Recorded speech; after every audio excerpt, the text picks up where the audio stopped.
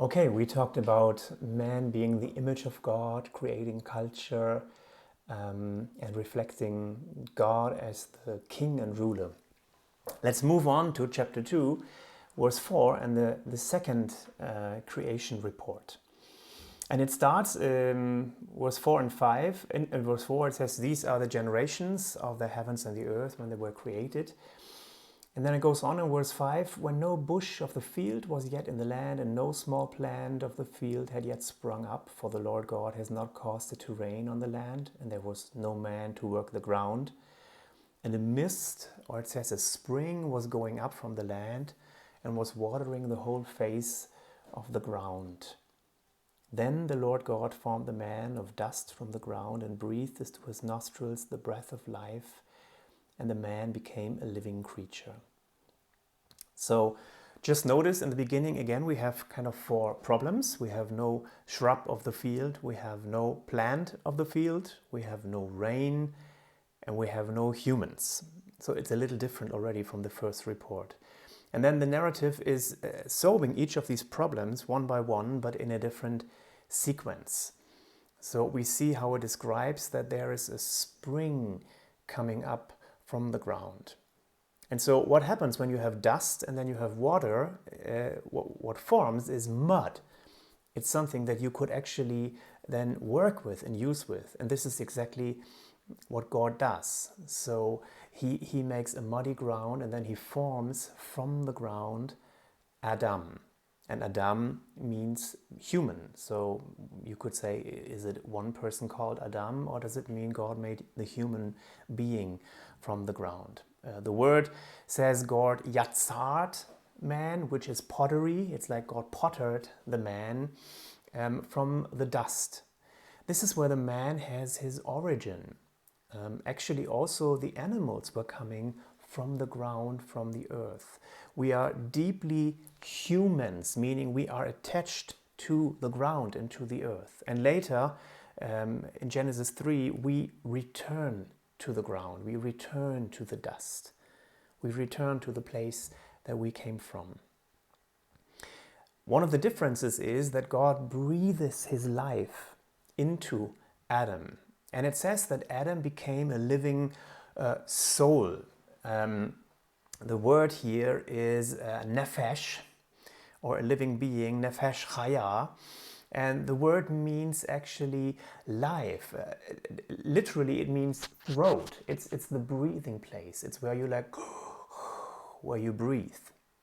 Now, I want you to pause for a moment and think about where is your definition from the word soul? A lot of us have been shaped by Plato, by Greek thinking, where we say we have the body, and then we have the soul, and we have the spirit. Actually, Watchman Nee has picked up this three-part thing, but it's actually not biblical. We don't have a soul. We are souls. I actually think in the Finnish language, if you go into an elevator, it says in Finnish, maximum 8 souls, which is actually a great description. When we are in an emergency and we say SOS, it means save our souls. And what do we mean? We mean all of us. We actually mean our body, you know. We don't want somebody to preach at us, like to save our souls, but we want all of us to be saved.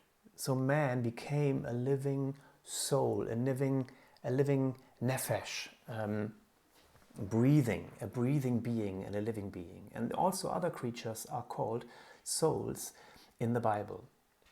So that is very interesting. Now, what I want to talk about is the Garden of Eden. And this is also very, very important, because it's a very important setting, a first appearance of something that we will find later on in the Bible over and over and over again. Now again, I don't know what you have been taught. Often in Christian circles, I hear people say, in the beginning, everything was good. The whole world was perfect. And then the fall came, and then everything became bad again. And there's a lot of assumptions in there where we need to closely look into the text if this is actually true. First of all, when we say the whole world, again, we think about the globe.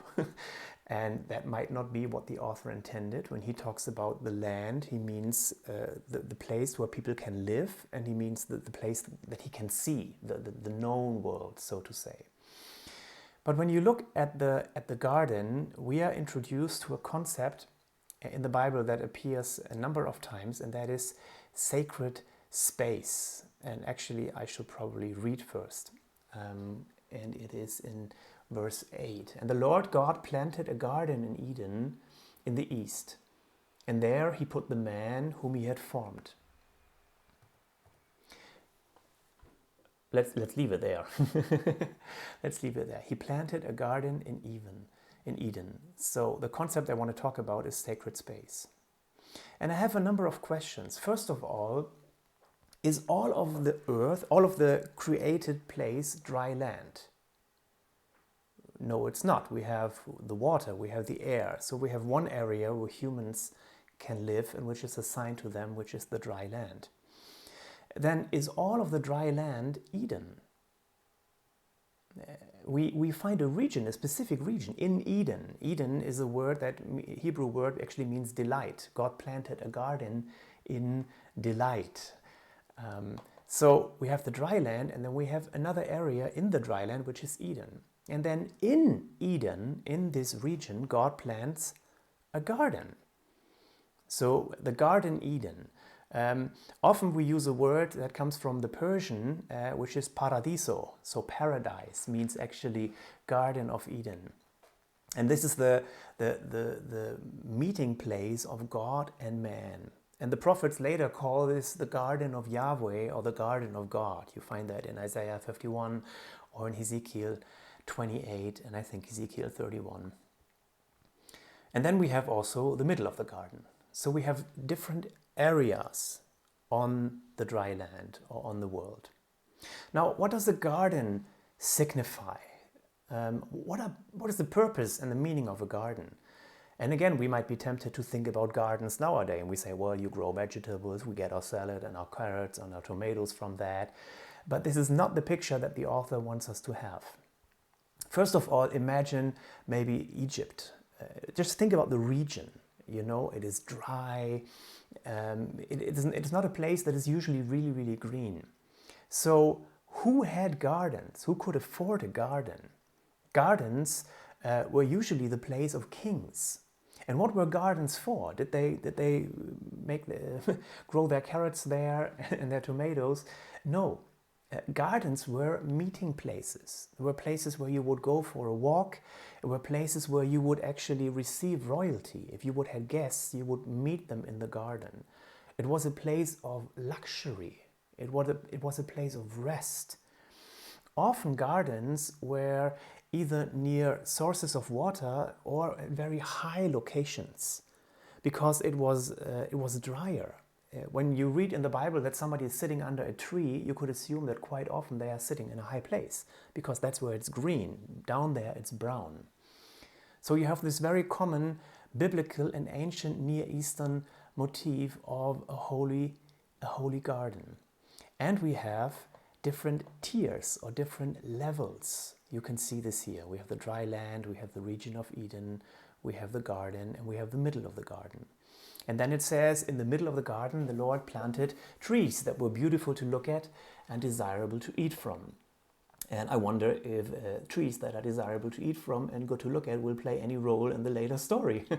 So we have this fourth area in the garden. Can you see this so much? Now, these pages, the opening pages of the Bible, are much like an opening movement of a symphony that is giving you core melodies that are going to be repeated and cycled through and through as the story goes on. Like I mentioned, when you have the appearance of dry land from the water, when you have creation through the waters, this is a motive that happens again and again. You have the dry land when the water is parted, this time not this way, but this way, and the people of Israel in the Exodus go through it on dry land and they become a new nation. You have the water parted again with Joshua before they enter into the Holy Land and they start a new dwelling place. You have always a birth through the waters. Also in the New Testament later when we come to baptism, Jesus goes through the Jordan. But you have some other core melodies, and one core that we find in the garden and in these different levels that we have is the concept of sacred space. So mankind is created outside the garden and then he's put in the garden. That means there is an outside the garden. When we talk about paradise, we should not say the whole earth was paradise. It was not. There was the whole earth, and then there was a region called Eden, which was delightful, and then there was a garden where there were all these beautiful trees that you could just eat from. And this is where God puts man. So this is a really great place, but it's not the whole earth. And I let you think about the consequences, what it means that there's an outside the garden and an outside of Eden. So who is there? What is there? We are not told, but we are also not told that the whole earth is a garden. Now, in ancient times, gardens were always on high places, and they were the dwelling places of the gods.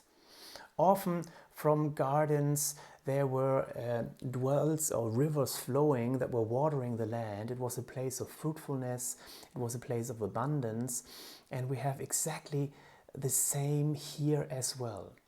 And not just as in ancient times, gods dwelled and rested in a temple and on mountains, like you have in the Greek mythology, you have the Mount of Olymp, but you have it here as well. Something else, like I said, temples were built on cosmic mountains. These were the places where heaven and earth would overlap. And I don't know if you've watched the Bible Project video on heaven and earth. I recommend it. We might not come to it, but it's a really good one to see in the next step.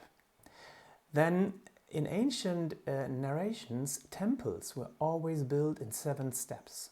There were often 7 elements until a temple was finished. And whenever a temple was finished, it ended with the god taking his residence, resting in his temple. And the god would put an image of himself in the temple. A statue would be erected, and the god would dwell and rest in this place and be present in the representing image. Now, can you see the parallels that we have? We have a 7-step creation in Genesis 1, and we find that at the end God rests on the 7th day in this temple, and he puts an image of himself in there. These are clear parallels to temple building.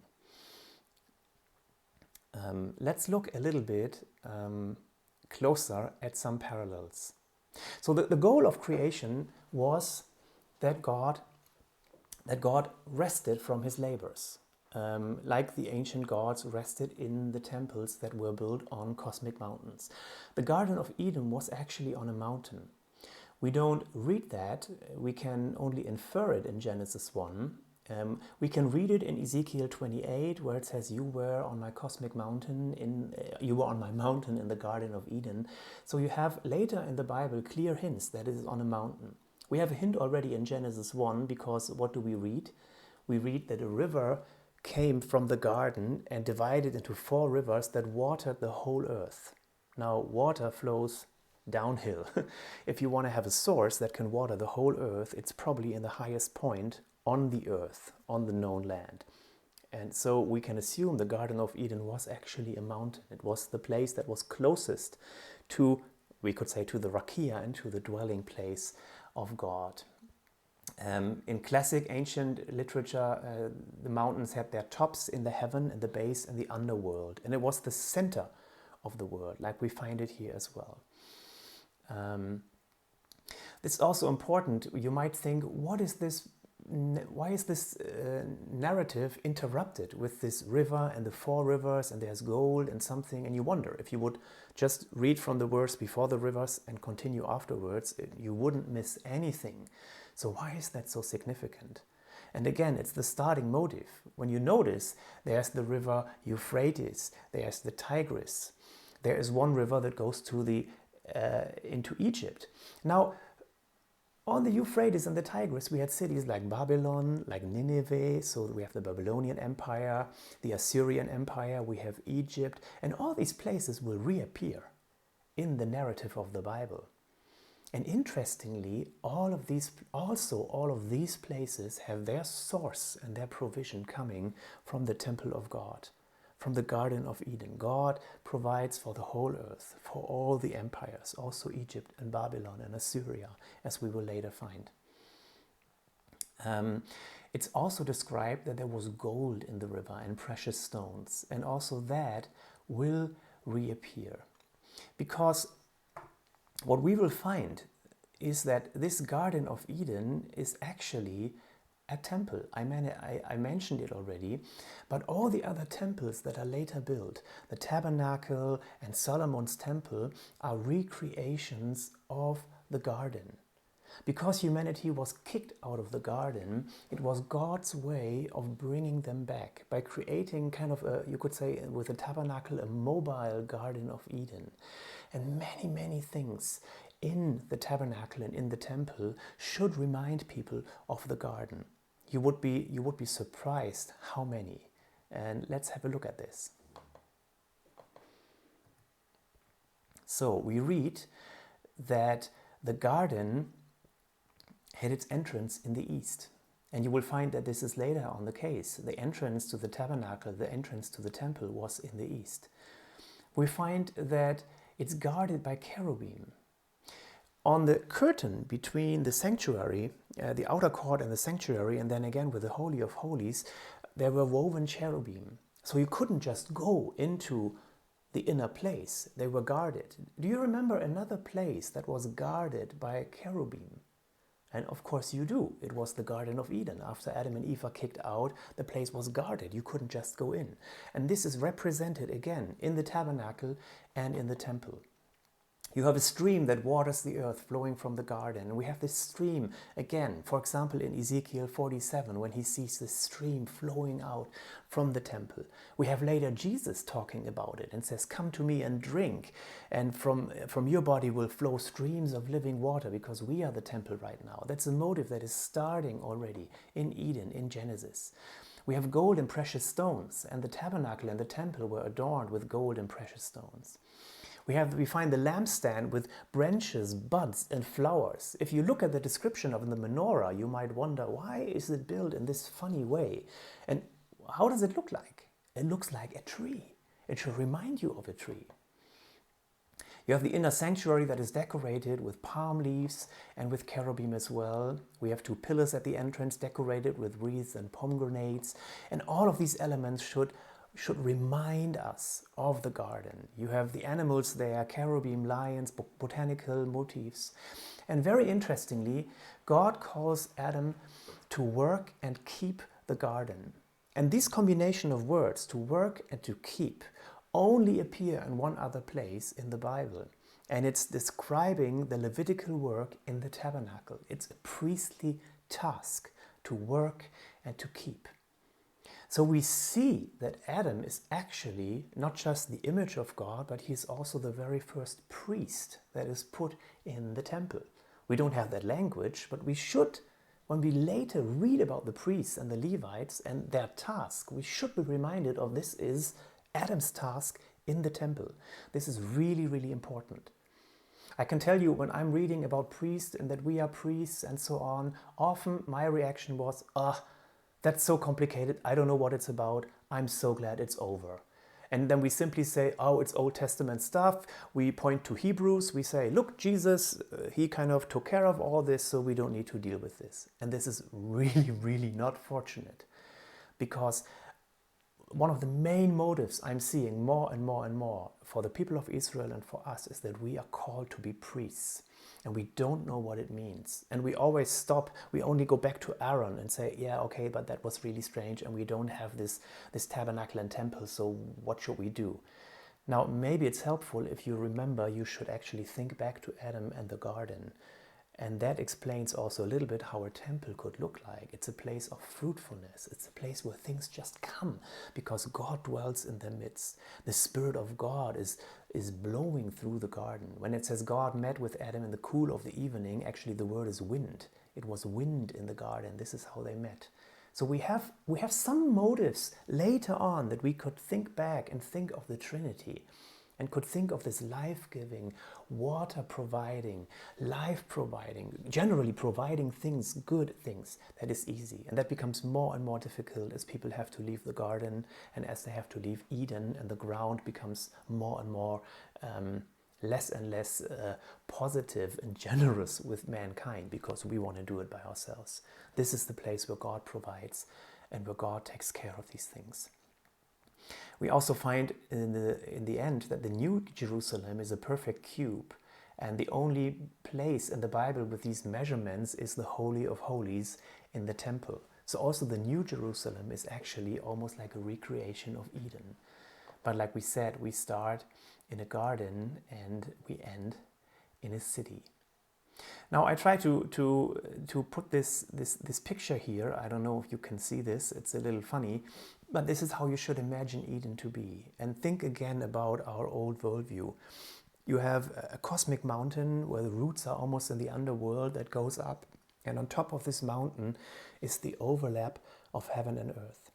And this is where God with his heavenly family dwells. And this is where humans with their earthly family dwell. And so even spiritual beings in that regard, like cherubim or others, are not strange. It's not something that is really surprising to people. Okay, so much for now. I would actually like to end this session with a video which goes a bit further, but I think it's really good to just repeat the main points. It's a video on sacred space and on temples. If you could go back to the city of Jerusalem during Bible times, the biggest thing you'd see is the temple. This beautiful building was designed by King David and built by King Solomon, and they believed that it was the home of the God of the universe. Wait, I thought God's home was in heaven. Well, the whole point of this earthly temple is that it's the place that overlaps with God's heavenly home. The temple is where God lives and rules all creation as king. That's cool, but even Solomon, who built the temple, didn't believe that it could contain the God of the universe, right? Yeah, the building was just a symbol, and it pointed to the fact that all of creation is God's temple. And that's actually what the first page of the Bible, Genesis 1, is all about. Really? It says that creation is God's temple? Well, it doesn't need to say it. The whole story shows it. In Genesis 1, God creates an ordered world out of a dark wasteland by speaking in a series of 7 days. Then on the 7th day, God's presence fills creation as he takes up his rest and rule. Similarly, the tabernacle and later the temple were built and dedicated in a series of 7 speeches in 7 days, after which the priest or king could rest and rule in God's presence.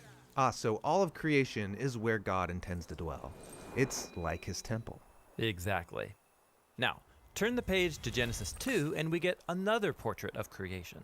This one focuses in on the land.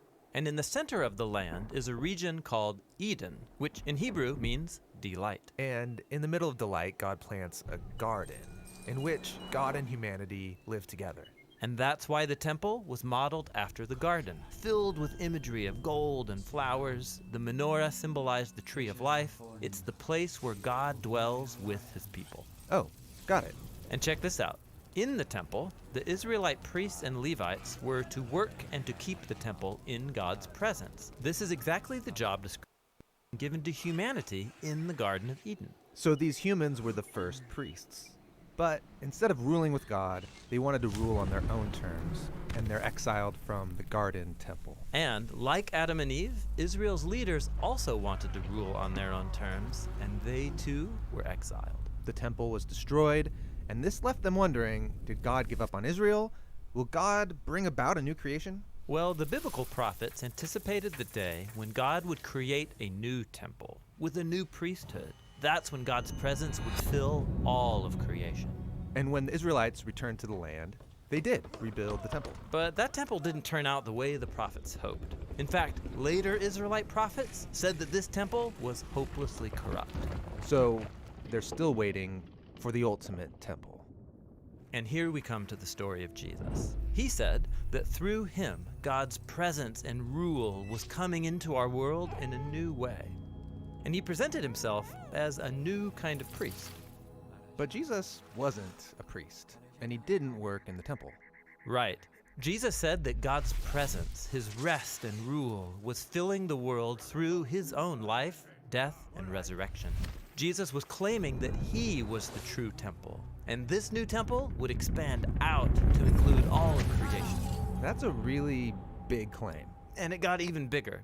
After his resurrection, Jesus said that God's presence would come to dwell in and among his followers so that they would become mini temples. Communities of people where God rests and rules. Exactly. This is the Bible's vision of the church, which is described as a temple. Not a building, but people. Yeah, like when Peter says, "You all are living stones built up as a temple for God's Spirit to dwell." So, at the end of the story, do we ever get a new physical temple? Well, not exactly. What we see is a renewed cosmic temple, just like Genesis 1. And this new creation doesn't need a temple building because through Jesus, all creation is now the place where God rests and rules the world with his people.